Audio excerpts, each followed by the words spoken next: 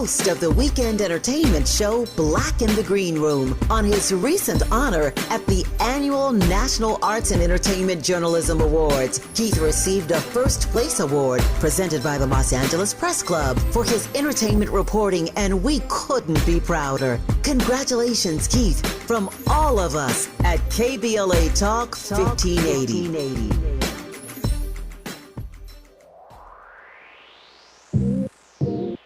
Yeah. Got a little cold, so bear with me. Yeah. We stuck in la la land. Even when we win, we gon' lose. We got the same flows. I don't know who is who. We got the same watch. She don't got time to choose. We stuck in la la land. We got the same fools. Y'all fuck the same chicks. I'm in the skirt with you. Yeah, right. I'm in the skirt with you.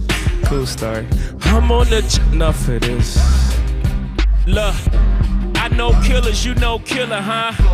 Baby, they made me not a gorilla, huh? Glorified sea filler, huh? Stop walking around like y'all made Thriller, huh? Fake Dracos all in the videos. We shoot them in my city though. I don't post no threats on the internet. I just pose a threat, blame Lenny S for that. I don't be on the gram, going ham, giving information to the park. That's all spam. Please don't talk about guns. Welcome in. Happy Wednesday. You are locked in with Jill Munroe on KBLA Talk 1580. You know, this is the show where we hit all the trending topics and headlines. And as it is Wednesday, you know, it is all up in the business Wednesdays. So tonight, we are getting into who controls the culture, who gets paid for it, and who's rewriting the rules in real time. You know, from YouTube quietly taking over Hollywood's biggest night to Roc Nation landing in court over contracts and billboards and Megan Thee Stallion. And we're going to get into a question about hip hop. Not an unfamiliar debate, but a take on it from two of hip hop's, you know, I don't know what you would call Jim Jones. But Vince Staples certainly has carved his own lane. Andy? Hip-hop artist. I mean, yeah, hip-hop artist. But I'm saying, like, is he considered, you know, in the same thoughts of how we look at 50 Cent as an innovator? I'm not comparing Jim Jones to 50 Cent. I'm saying, does Jim Jones, outside of being an artist, have a contribution to hip-hop through the Diplomats with their mixtapes and merch and stuff like that? Do you consider the Diplomats run and what they did and kind of, you know, Jim and Cam's break off into content, one of those things that we should note in hip-hop? I think the answer is right in your question in a lot of ways. Because, I mean, like, I really had to think about it. That Dipset era was very influential as far as fashion goes, as far as just merch, just the whole vibe, the whole energy. Everybody was like dressed with white tees. They was having the whole colorful T-shirts and stuff like that. And, you know, everybody was balling. Right. I think there were times where people felt like Jim Jones was better than Cameron at the time. So I'm going to go ahead and say that, yeah, I think he definitely was an influence. 100%. He has his footprint in this game, for sure. Well, big ups to that. So listen, first of all, we have to give big congrats to the New York Knicks for taking the NBA Cup over the San Antonio Spurs. Now, in the grand scheme of things, it's the cup. It means something, but I don't know what it means. But congratulations to them, right? Big ups to that, especially considering where the Spurs are being positioned as the future. Let those Knicks fans celebrate like it's 1999. They deserve it. They deserve it, for sure. You know, yeah. I mean, the Spurs and Victor. Go ahead. No. Take it slow. No, not tonight. Y'all know who I'm talking about. It's only 4 syllables. I know, but right now I don't have it, and I know it's not going to be there. So, shout out to Vic. Yeah. Like, everyone has been talking about his performances this season and what he's done on the court, and the Spurs look like the future. A lot of people were surprised that they made it past OKC. I was surprised they got past us. That's how you feel? I didn't say anything. We'll get into that. I'm just saying, we was locked, loaded. We had everybody. We had LeBron, we had Luka, we had AR, and it was just a dud. Them Spurs came out hungry. Them boys is no joke. They have arrived. I will salute them. So, we'll see. Also, congratulations go out to Young Thug and Mariah the Scientist. Young Thug proposed to Mariah Tuesday night at his hometown hero Young Thug and Friends benefit concert in Atlanta. He got down on one knee. It was a massive diamond ring, naturally, and there was a giant screen that read, "Will you marry me?" And of course, the crowd erupted, right? They've been together for 4 years. Mariah held him down through his jail time. And, of course, they broke up briefly in October due to some unfortunate phone call leaks. You know, Mariah was tired of the embarrassment. And recently, she told Power 105 in New York that she's ready to settle down and wants a child. So I suppose life moves fast when it's meant to, right? Right. Andy? Oh, okay. Just making sure. And lastly, we know that A Different World sequel, extension, spinoff is coming to Netflix. And original cast members Jasmine Guy, Kadeem Hardison, Cree Summer, and Daryl M. Bell will be returning for this new series.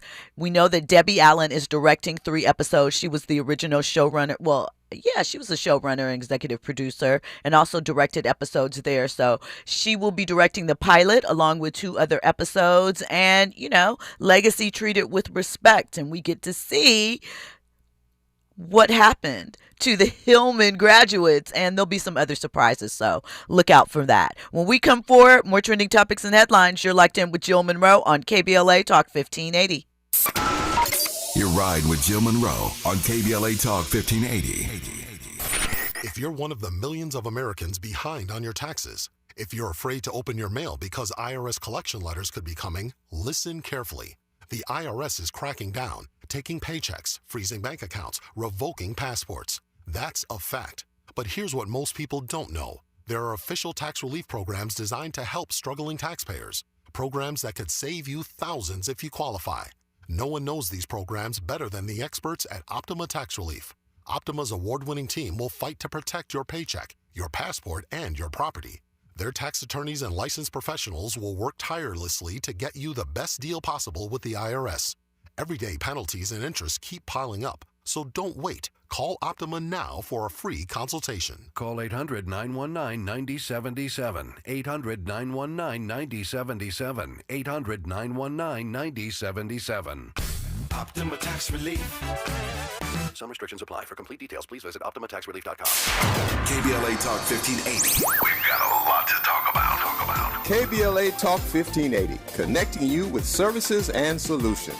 Worried about eviction? You have rights, and Stay Housed LA can help. Stay Housed LA is a partnership between LA County, the City of Los Angeles, and local service providers. From Lancaster to Long Beach, we're here to help you with tenant education workshops, legal clinics, free legal services for eligible tenants, and online resources about tenant protection laws. Don't face eviction alone. Call our hotline at 1-888-694-0040. That's 1-888-694-0040. Or visit stayhousedla.org. Stay Housed LA, keeping Los Angeles residents in their homes. Stay Housed LA, your rights, your home, our community. This is a community call to action from KBLA Talk 1580.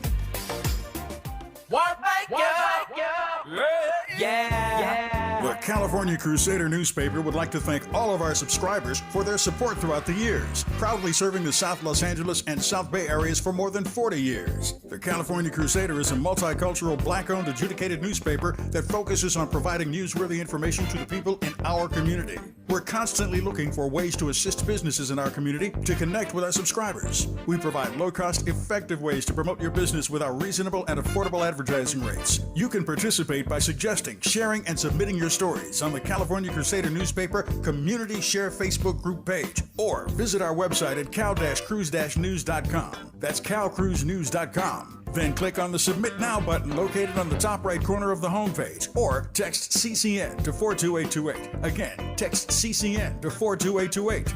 The California Crusader newspaper, working together to build a better community for our future. Subscribe today. Now back to more entertainment news with Jill Munroe on KBLA Talk 1580. Welcome back in. You're locked in with Jill Munroe on KBLA Talk 1580. And as this is Wednesday and we get all up in the business, I'm not alone here. I am joined by author, business strategist, entrepreneur, owner of Glow and Flow Beauty, Inglewood and Hawthorne, plus Slay Hair, 3 Ys, Damon Haley in the building. Welcome in, DH. Great to be here, Miss Munroe. Now listen, you guys know how this goes down. If at any point you want to get in on this conversation, 800-920-1580, that's the number to dial. Of course, you can hit us on social media, KBLA 1580. I'm at Stiletto Jill. Not Jill. I am Jill Munroe, but I'm at Stiletto Jill. Download the app where you can catch up on past episodes. And of course, our family is in the YouTube chat, so you can get the visual to go along with this audio experience. So get into that visual to go along with the audio. Join us, won't you? So, one more thing before we get into this business, and this is business as well. Boxer Terrence Bud Crawford has announced he is stepping away after becoming a 3-time undisputed champion. He defeated Canelo Alvarez in September. And, he has said, not because I'm done fighting, because I've won a different kind of battle. He has done all he's needed to do. What's left? Probably content. But I don't know. We'll see. DH, what do you think about the move? Is he making the right move business-wise? Do you see other avenues out there for him to naturally transgress into? Yeah, I think it's an interesting phase of athletes now. I think obviously, we got somebody here in LeBron that played 20-plus years. We're not going to get that because athletes are starting to be much more earlier in life. They're not just focused just on being an athlete. You can start building with NIL. You can start building a brand when you're in high school. Facts. So by the time you're 30, you don't have to do the athletic stuff anymore. You can figure out different things. Just knowing him and how he moves, it doesn't surprise me that his ceiling, he feels he hit his ceiling. And now he's just going to do something else. So I think it's a good move. And, hey, if you got enough money to retire and do what you like to do, then go ahead on. Because, once again, who likes doing everything? We got guys who are lifers in, say, an NBA, NFL, or whatever, spent 40 years at, like a good friend of mine, Larry Drew. Larry Drew has been a player and a coach for a long time. He's like the longest guy, or Isaiah Thomas or somebody like that. But there's other people who just say, like my friend, Kevin Johnson, I'm quitting early and I'm going to be the mayor of Sacramento. Right. So I think we're going to get more of that because there's just more divergent thought. We start educating these athletes, they're going to figure out, why am I using my body? Because I'm going to save my body and I'm going to really grow my head.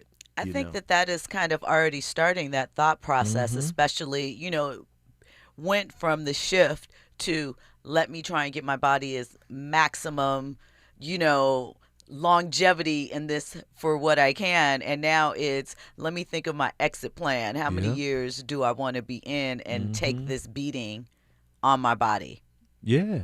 I mean, even the dude, Joe Burrows, with the Cincinnati quarterback, he was talking about, I'm not having fun. I mean, you got the big max contract, but if you sitting on 9 figures, you fulfill that commitment and you do something else. Or there was a kid that was playing, he was a Rhodes Scholar at Florida State. He stopped playing football and said, no, I'm going to be a surgeon. Do you think Myron Roll, or something like that? Yeah. Do you think that we will see more of, because what I envision too is that we'll see more attempted comebacks after that, some of these retirements? You will, because those are the people that can't adjust to real life. Those are the people that can't get away from the game, because in terms, you hear it all the time, and I agree with it. It's that locker room, your friends, going to battle, all that kind of stuff. That's hard to find outside of sports. I mean, you think of any basketball player, they're connected from maybe Labor Day through June. So then when you doing something else, you can't relate to anybody else. How you going to relate to regular people? Right. And so I think that's really what brings you back. Now, Phillip Rivers came back, to At do 44. At 44. He ain't played in 4 or 5 years. That's a different case. But people coming back just because they're not fulfilled, because that rush of sports, you can't duplicate it. You just can't, like MJ, Jordan has been able to do it through racing and gambling and all of that, but you can't recreate that. But today's young person, athlete, a lot different than the old school. So you're going to see a lot of people just doing different stuff. I think so as well. Well, kind of, shifting gears a little bit, it has been announced that YouTube in 2029 will be the home of the Academy Awards, the Oscars. They are making their biggest distribution shift ever, and it tells you exactly where the power is going, right? Starting in 2029, the Oscars will stream globally for free on YouTube, with YouTube TV carrying the U.S. broadcast. So it'll be the 101st Oscar ceremony. And listen, YouTube has more than 2 billion users worldwide. And I think that this says a lot, that the top award winner is moving into the space where the content creators are.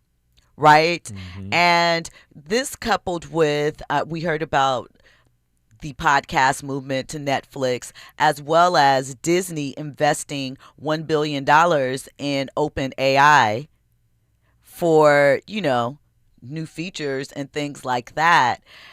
This creator economy is shifting. It is changing. Everything is content now. Mm-hmm. And the networks were kind of the middleman. Right? And now they're going direct pipeline, finding out the same thing that the influencers discovered. Why do I need you guys in the middle? We can negotiate here. Like they're going to have in feed some type of commercials and segments, and they can shape it differently and go to where the eyes are currently, right? YouTube is also going to host red carpet coverage, the governor's ball, and behind the scenes access, right? And Google Arts and Culture will digitize the Academy archives, because remember, Google owns YouTube, right? So now they're not chasing Nielsen households. They're chasing global scale, younger demos, and data. So, DH, do you have any thoughts on this shift? Yeah, once again, it's about data, right? It's about usage and being able to deliver it in a seamless scenario globally. And so that's what that platform allows you to do. But, that last thing you said about data, you can read that data a lot to really get better advertising, to get directly to, what people really, really like. If you think about, hey, we used to have it where it just used to be NBC, ABC, and CBS. Okay. Yep. So then it became real specialist in terms of 1,000 cable networks. But now it's really millions of divergent interest that you can do on a digital platform. So it's a natural progression. But to be able to really monetize it, it's what's really driving it. And with the AI overlay, it's going to be sick and ill. There's a lot happening. And I think another thing it points to is that, listen, creators, you spend a lot of time chasing the validation, the, prestige of being on a major network or a streamer. They're coming to where you are for the eyes that you are building. So just consider that, right? I know there's a whole other component to it, which is called budget, that helps to promote, and the funds that come along with that. I understand that. But there are microdramas, it's lo-fi. You see what podcasts are doing. Just think about distribution models and where you are in a different way, because the whole entire industry is changing, and what you think about as far as entertainment, news sources, and all of that is now primarily going to be through your phone. Yeah, it's interesting. Back in the day, during my UMCA, my agency days, I remember Viacom, particularly Nickelodeon, would not do half-hour shows. They just do 10-minute hits because that's the attention span of kids, right? Or how we had Schoolhouse Rock really back in the day, those types of things. And so, which taught me a lot. I know why a bill is interjection. Anyway, continue. I'm sorry. Yeah. Conjunction, junction. Absolutely. But so I think that it really allows for divergent kind of consumption of content, from an 8-second to an 80-second to whatever it is, short form movies. I was talking today to a gentleman who I actually knew very little, but he's an internet star. And I had no idea. I've been talking to this dude for 2 months, and I knew he meant something in sports. But his whole thing is only on an internet platform. He says he is against ESPN and NBA Network and all that kind of stuff. And when I looked at the model, I'm like, oh, he didn't tell me he was all that. But he was. And I just didn't happen to know about it because I'll admit it. Before today, I was stuck on ESPN. I was stuck on NBA Network. But now, through talking to him and seeing him, there's a bunch of other people I should be dialed into. And in a couple years, we're going to be off of ESPN. We're going to be off of that kind of stuff. I think we already are. If you look at Gil's Arena, Cam and Mace, all of those shows, Jeff Teague, the 520 podcast, et cetera, we see others that are trying to come in the space and dominate right now. Athlete podcasts are, kind of saturation. But you get the right mix. Yeah. But people want to talk sports. And what we'll have is a lot, and then there'll be a little, because that's what happens when it's a new thing. And then people will settle in, and then you'll see, this is working, until it ain't enough room, and then there'll be some form of consolidation. It's just the way it works. But I love it. I think that if you have a voice, I used to say, if you have a voice, make your voice into an invoice. That's what I used to say. And if you have anything to talk about, it's cool. Talk about it. See what happens. Make it move. Andy? I think the beautiful thing about YouTube is that the pot is big. And I mean, everybody, literally everybody can eat. Like, low key, YouTube is my television. Mm-hmm. I watch everything on YouTube. I get my sports, I get my entertainment, I get my music, I get my political stuff, I get my cooking recipes, I get my YouTube University. I need to learn how to tie a tie. I mean, literally everything is on YouTube. I mean, anything that you want to search about anything is available on YouTube. I don't need to be tied to, my cable TV and their schedule or whatnot. Right. I can watch whatever the hell I want to watch, when I want to watch it, how long I want to watch it. It's funny you say that. I was in Melbourne. That's why the listening audience, I wasn't here last week, but I was in Melbourne, and that's all I watched was YouTube. Because obviously I wasn't as interested as English speaking stuff, but that's all I did. I threw my phone up on the monitor, and I was on YouTube watching stuff. So I think that power that it currently has, but we know that in a couple of years it'll be more. It'll be more of that. It'll be emerging stuff, but the platform is a monster right now. The Google thing happens, the AI and the investment. But it'll be others, more nimble once it gets big and they become bureaucratic of sorts. And some new 13-year-olds and 15-year-olds want to do something different. It'll happen. But it is the Wild Wild West in this way to get opportunity. And shouts out to everyone that views this show on YouTube TV. We see you. We see you in the data. We appreciate it. So do you think with these changes that are happening, right, and we're in the first season of the NBA being scattered across, some paywalls, Prime Video, obviously. Mm-hmm. We see games split between Peacock and NBC. And obviously Netflix is trying to own Christmas. They have Snoop performing at halftime of Detroit and can't remember who the other team is, but Detroit and someone on Christmas Day. Do you think that the fans are adapting to this sort of split?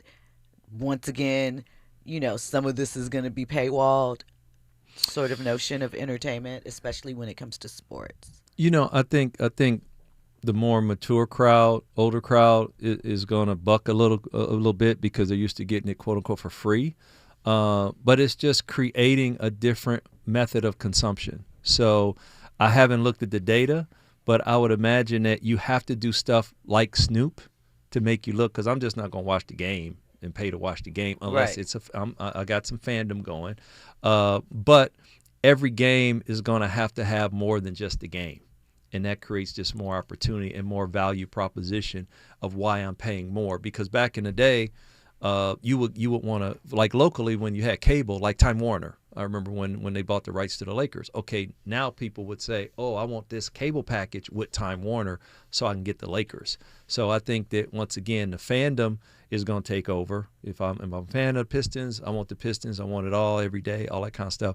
But the casual stuff of having a Snoop at, during halftime or any halftime show.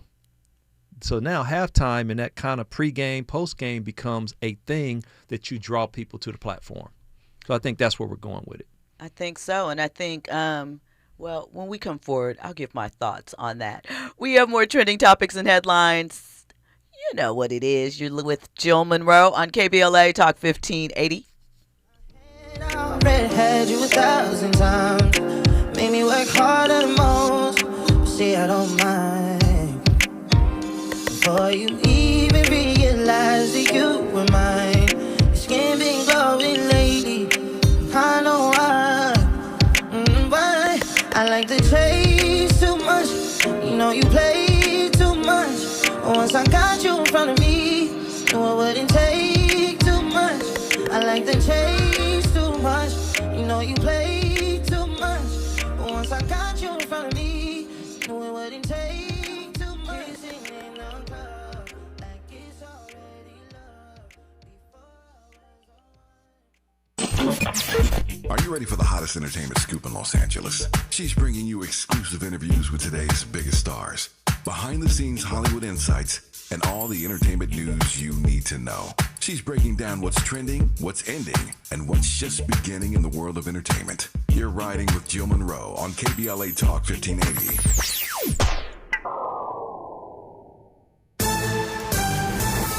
I'm Amber Payton with BIN News Now. A statue of Confederate General Robert E. Lee at the U.S. Capitol has been replaced with one of 16-year-old Barbara Rose Johns, a black teen who led a 1951 student walkout protesting school segregation in Virginia. We're truly grateful that this magnificent monument to our story. Her protest helped pave the way for the Brown versus Board of Education ruling.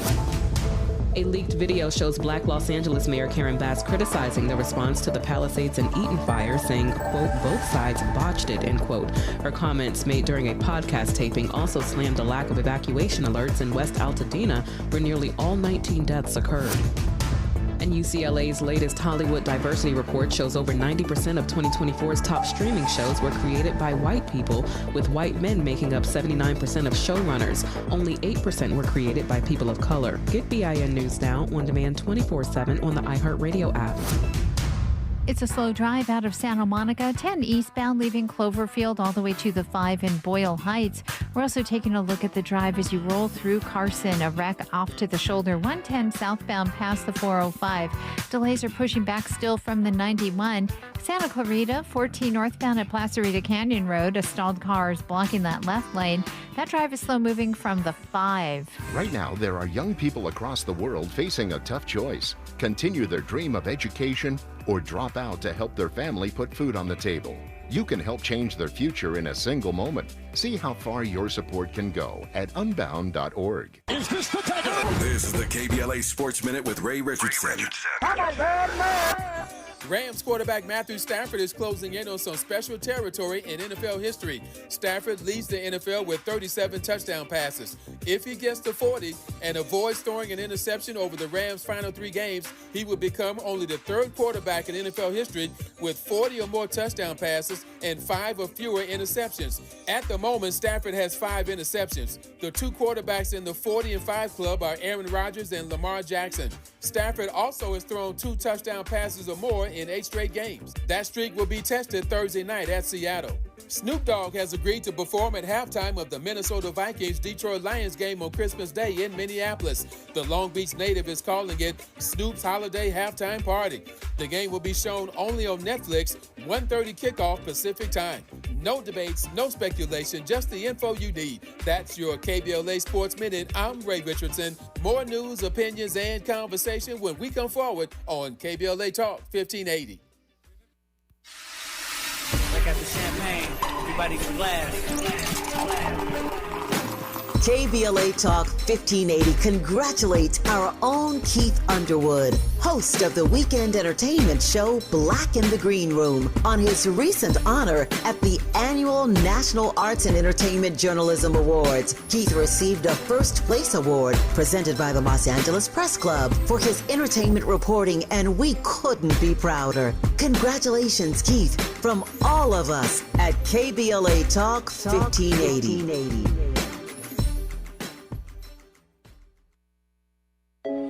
If you have asthma, you know that there are certain things that can set off your asthma symptoms. These things are called triggers, and patients with severe asthma have an average of 8 triggers.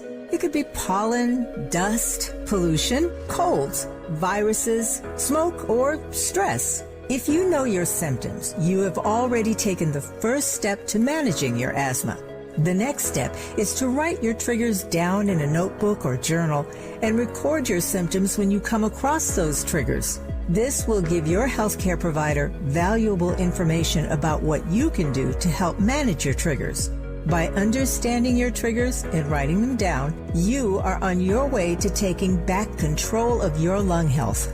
Visit luma-edu.com for more guidance. This message is brought to you by Amgen and AstraZeneca.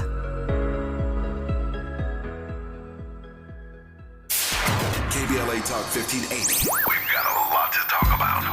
KBLA Talk 1580 reminds you that we keep us safe. Every girl deserves a chance to shine. That's the belief behind Forgiving for Living, Inc. Since 1999, this organization has been empowering at-risk girls ages 13 to 18, helping them overcome behavioral and mental health challenges. Founder Wendy Gladney's personal journey inspired the mission to give girls hope and purpose through the power of forgiveness. Through their ambassador program, workshops, and annual conference, Forgiving for Living has touched over 3,000 young lives, providing mentoring, life skills, training, and tools for building self-esteem and confidence. You can make a difference. Visit forgivingforliving.org to donate, volunteer, become a mentor, or find help for a young girl in need. Forgiving for Living, Inc., building brighter futures for young girls. Visit forgivingforliving.org today. This is a community call to action from KBLA Talk 1580. You're listening to Jill Munroe on KBLA Talk 1580.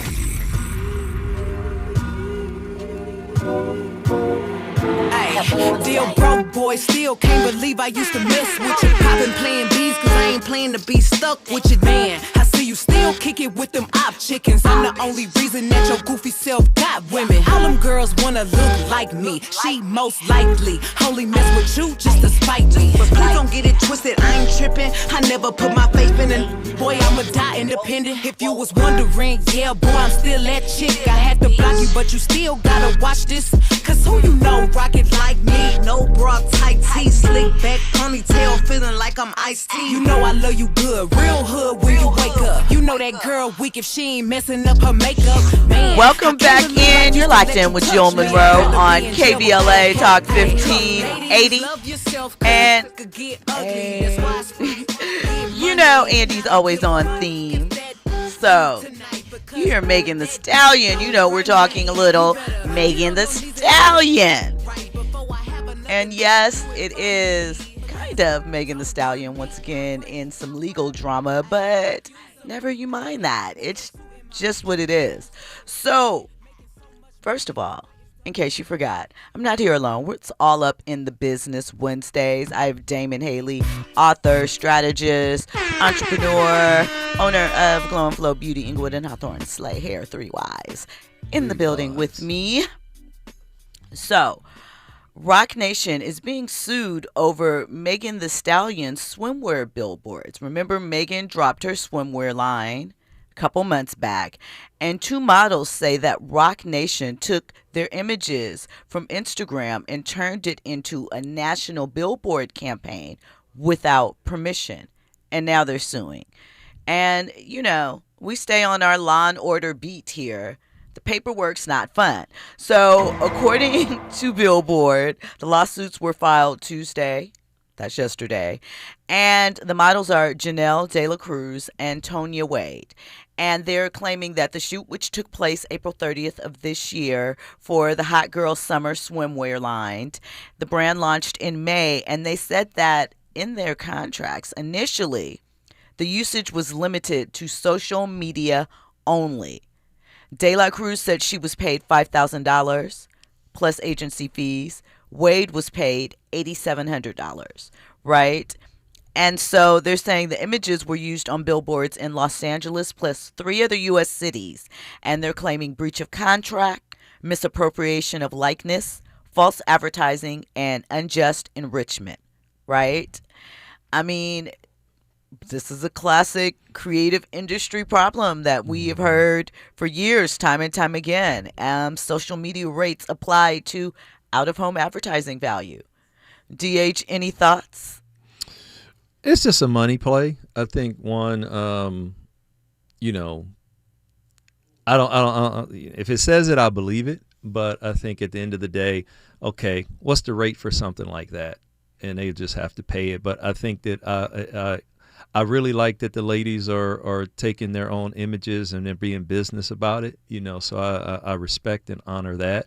And let's face it, folk, you just try to do stuff like that. Like I deal with that as well, like work for hire. I can use it in perpetuity and all that kind of stuff. And we get pushed back and people not understanding what they're signing. They're just taking the dough. But in this case, if they have that it's restricted to certain time spaces, it's restricted to certain uses, a certain time frame.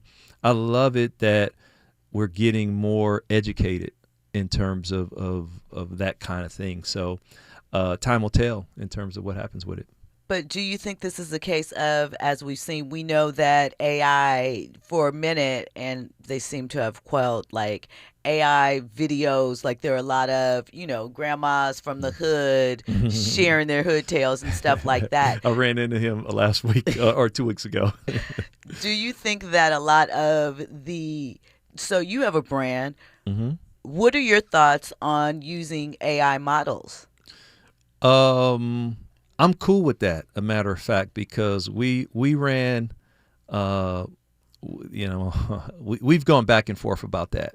But I think from a cost perspective, we're running commercials now. I think we did 4 AI commercials to see how people respond to it. Obviously, my wife and business partner, she's the face of it. Daughter Ryan is the face of it, and so we do a lot of stuff, we got a lot of testimonials, but that has to be part of the mix because the cost to do a simple message around like quick strike stuff, not a full campaign, I believe in it. Quick strikes are, I know. Like we did Black Friday and we have a product called Black Stallion. So we had women riding around on a Black Stallion with long hair, flowing hair, and it was all AI, and it performed just as well as some of our other stuff. So I think that it's part of the mix. We can't do all AI, but we have to have it part of the mix, and it's a fraction of the cost. Now I know my photographers and videographers don't like that, and the models don't like it, but makeup artists, hair, all of that, because last year I when I got into Mid-Journey and all that. No, this year and last year, I would do posters, period, with Mid-Journey. And so it would just be, it beats the photo shoot, the makeup and all of that. And I just. And the time. So, but I know that, like now, most of us that are on that stuff, we can pick it out. We can tell it. Right. Somebody submitted a document the other day. I let it roll. I knew it was ChatGPT. I knew it was. I know the cadence of it. But that's part of what we're doing now. So we just got to go with the flow. Indeed. Andy? Man, you know, I'm gonna speak about this like spiritually low key. And like, it's crazy because, you know, I'm with AI. I'm all for it. I do think that, you know, we need to, you know, work with it, engage with it or whatnot. But I get like the whole business aspect of things. I get it. I have an entrepreneurial mind. I have a business. I went to school for business or whatnot. So I have that lens, right? And I get when it comes to business, you're going to try your best to cut corners. If I can purchase something for me that's going to help my business at a cheaper level, that's going to, you know, produce a lot more, that's the corner that I'm going to go ahead and cut. But I also think at the same time, the spirit, the love behind the creation of said project sometimes could be lacking. It's a little bit deep, right? I think about it like I used to cook. You know what I'm saying? I worked in these 5-star hotels and whatnot, and everything was about getting the food to the customer as fast as you can. And I just felt like at times, at least for me, I can't speak for everybody else, but I just felt like I didn't really put my love into some of the dishes that I cooked, as opposed to if I just took my time with it. So I just think, like, I get we want to cut corners and we want to make everything fast. I just think it's weird. It's weird, but if you catch my drift, I just think, you know, we're entering into spaces where it's going to be a lot of soulless productivity or products out there. You know, yes, and so, like I said, I think it has to be part of the mix, just from a cost perspective and a diverse perspective, because some stuff you want to animate. It's like, I want to see somebody rolling through the palm trees on Crenshaw or whatever with the horse, with all of that I couldn't create unless I used some computer generated stuff. And so that's just part of the mix. And I think that once again, as we progress, people are going to get more used to it. And then it may become no different than our music and all that kind of stuff. It may become what we think is less authentic and less creative. But those who really know how to still maintain a certain high level of creativity using that and other stuff, they're going to excel. I think you definitely have to layer it in, but I think to Andy's point, there is going to be something premium about the real life connections. Yeah. And I think that, you know, those, you can duplicate some of it and it will be effective, no doubt, because you think about it, the kids that are being born now or coming up that are 8, 10, they're going to grow up with this. And just like Disney movies or our old shows and music are beloved to us and our generation, this will be what they know. And so they won't have the same frame of reference and the same type of maybe repellent towards it that, you know, some of us are leaning towards. So we'll have to see. But to your point, I think it has to be integrated if you want to move forward and have a place and have somewhere to, you know, be up in the mix. Because people still go to the theater. They go That's for like an experience. Old school, right? Yeah, That's but I old feel like, school. but one of the things that that I was going to talk about after the break, but I'll mention it here because it applies here. One of the things that I learned when I worked at Nike was about experiences, about giving people an experience, how they feel when they come to our events, right? And I took that with me in everything, because it's not just about the product or whatever your mission is. It's about how you feel in those moments. And that is what you will take with you. And that's how you develop brand connection and loyalty and blah, blah, blah, blah, blah. When we come forward, more trending topics and headlines. You're locked in with Jill Munroe on KBLA Talk 1580. You're riding with Jill Munroe on KBLA Talk 1580.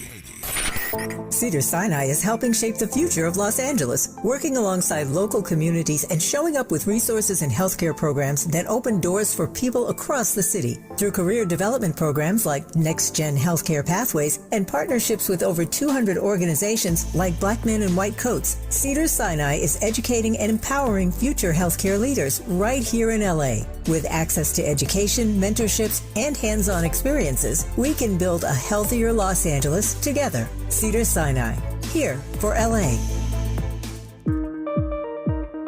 JP Morgan Chase offers tips for the local business owners in 2025. Small business landscape is ever changing, and the Los Angeles market is no exception. A startup or legacy business, revisiting your mission statement and recalibrating offerings can renew opportunities for growth and innovations. Programs like Chase for Business Coaching for Impact gives entrepreneurs access to expert guidance, helping you streamline operations, strategize your growth, and navigate complex challenges. Businesses with a clear sense of purpose can navigate any challenge effectively, but also build stronger customer loyalty. Visit chase.com/coaching for impact for more information. This segment is sponsored by JP Morgan Chase.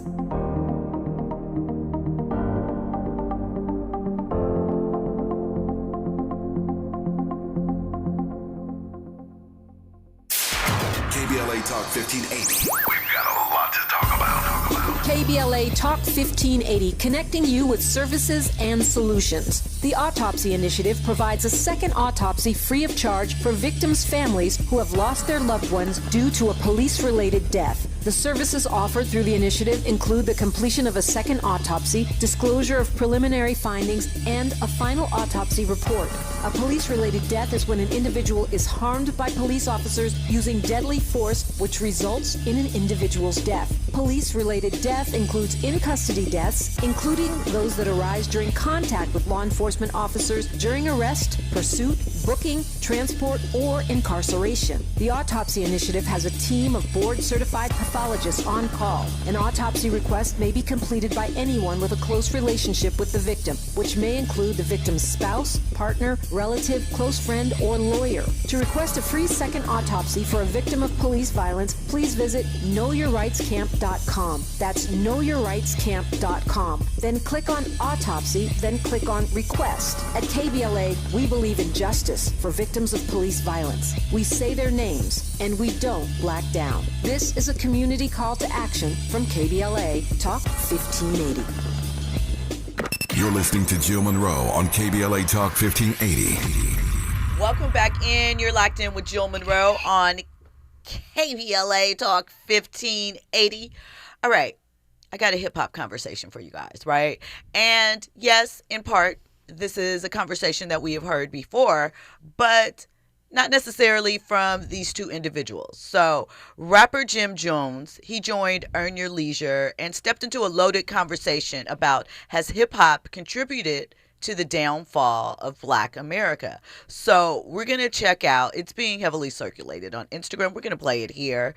Jim Jones is pushing back on the idea that hip-hop is the cause rather than the reflection of where we are right now. The discussion centers on economics, ownership, and media amplification. So let's hear what they had to say. Sexy Red's a unicorn. Glorilla's a unicorn. What unicorn is that?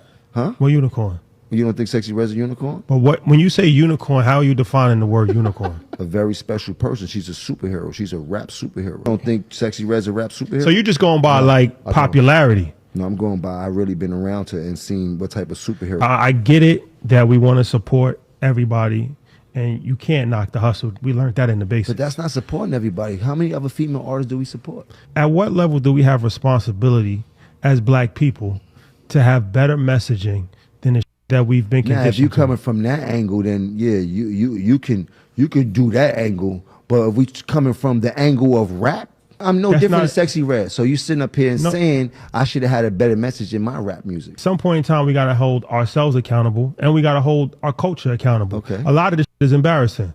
And it's embarrassing because you're looking at it from a standpoint of like, it's okay not to be a perfect person. When this girl finds out the power that she has, in one moment she could change Black girls' lives. It's not going to happen though, Jim. You know that. Why not? Because, like I said, what you just said about me, my aggressive exterior is what people always see. Yeah. When I came up, you wouldn't think I'd be here having a podcast doing this with y'all, right? Everybody comes to a moment in life, a realization of what they're doing. Yeah. My story went from really gangbanging to helping that same trajectory to change it. The problem with that scenario is that you have a legion of people who are not going to grow and have maturation at the same rate that you are. I compare it to like a Lady Gaga. When you remember when she came out, it was all gothic and it was all dark. And then one day she decided, nah, I'm not that anymore. And her fans were like, but that's what we know you for. right? They don't grow with you at the same rate. So if you're doing that and that's your messaging throughout your career and you have that moment, your fans may not have that moment. She has hella influences on all these little girls. You heard? At some point, these little girls grow up too. You heard? Yeah. And if they are a fan of you, they're going to follow in suit. The same way kids were a fan of me from gangbanging to see me changing my lives in so many different ways by the hustle I put in front of me. More people respect me for hustling now than they do for gangbanging. What group of people in America, race-wise, has the lowest income? Black people, you would say? Okay. Minority, yeah. Black people. Who has the lowest net worth? It would be black people. Who has the lowest life expectancy? It would be black people. Who has the highest incarceration rate? It would be black people. Okay. So at some point in time, if we losing on every statistical category, we got to start to make radical changes. Hip hop has been around for 50 years and it has done good, but it's done a lot of harm too. We got to be honest. And the problem, I think, is that we keep turning a blind eye, but this is influential and it's influencing people and it's not helping. Because if it was helping, we wouldn't be at the lowest of every single statistical category possible. So as an intelligent person, sometimes people of the culture, from the culture, can just have honest conversations. Like, look, we got to clean it up a little bit. Do we blame all of this years of us being treated on female rappers? No. It's a bigger problem. It's a bigger problem. So there's a lot there, right? We're not going to solve it all in one night. But Damon, I'd like your thoughts about that because it has been around for 50 years. Hip hop is mature now. It's outlasted disco. It outlasted the heavy metal movement in that regard. You know, there's been some offshoots of it. We've seen it become the most popular genre. We've seen it pull back, and we've seen a lot of death attached to it. And so to speak, hip hop is in its Me Too moment. What are your thoughts around where hip hop should go next? And do you think the consumer still follows in those footsteps like they once did? No, I don't think that the consumers are different. You know, we talk a lot about young, old, emerging, all of that. So hip hop means something different to today's young person than it did to me, to you, et cetera, et cetera. But I do agree that it has been very harmful. It's been good, but it has been harmful when you think of some of the music and you think of some of the derogatory stuff and the lifestyle, all that kind of stuff. It is I call it rhythmic American poetry, but that poetry is just a dark side versus some of the stuff that, you know, the early on hip hop of Where's the Promise, social stuff, all that. Then you went and got into the whole crack years and drug dealers and all that kind of stuff. And, you know, the how you treat women and all of that. So I think it has been harmful. I think that the other thing is it is promoted, that harm is more promoted in our neighborhoods and through our airwaves than ever before, you know, back when there was quote unquote black radio. But I do see K-pop and B-pop and all of these other entities, particularly Asia, taking our style and everything and doing something different with it. So they're taking the good elements, but not taking the bad elements of the stuff that from our neighborhoods and how we operate and all that kind of stuff. But don't you think I understand what you're saying and how they're utilizing it, but the audience doesn't come from that. They are trained to look for these signal points to say, yeah, that's the authentic package, and I like that. That's how it needs to be. And they're not really getting, much like we talked about, the soul or the real essence of it in their version of it. Yeah, and I only share that to say it's a cultural expression. So whatever Sexy Red is doing, as he said, she is being validated by that and others are following her. That's a reflection of people loving her. Yeah, she's influential. Well, on the opposite end, so to speak, Vince Staples was on with, is it Z-Way or Zwe? Okay, Z-Way. And they had a brief conversation about hip hop, and this is what Vince Staples had to say. What's done more harm to the black community, or processed sugar? Hip hop and R&B. Really? As a rapper, you say that? I know what my job is. Why do you say that? Shoot guns, smoke crack. You know what I mean? The right beat. Where the bitch the crack at. So those are Vince Staples' thoughts. Very honest, very forward-leaning. Listen, We're not going to solve this conversation in one night, but it is Long something live to think hip-hop, about. though. Long live hip-hop. I love hip-hop. I realize that, there are some movements, some songs, some things that I like probably to my detriment, but I'm not willing to let them go. It ain't no fun. It's not to a woman's, benefit, but it is a joint. It's a jam forever. Listen.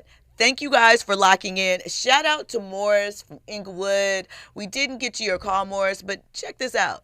On Instagram, DH is at Damon Haley. Hit him up. Send your question there, and we'll try to get at you next time. Thank you guys for locking in. I'm here each and every Monday through Friday for trending topics and headlines. Coming up next is Zoe Williams, the voice of reason. I'll be back with you guys tomorrow. Trying to get about the ghetto. Now how the hood talk about they don't need me no more. Cause I'm up, push that GT. It's a problem trying to take that from me.